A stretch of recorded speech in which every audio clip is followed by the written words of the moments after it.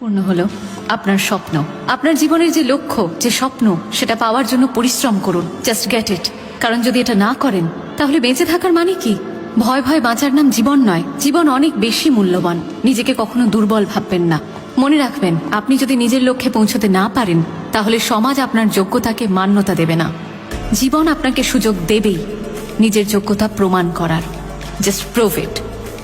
Awake, arise. লক্ষ্যে না পৌঁছানো অবধি হার মানবেন না। Thank you.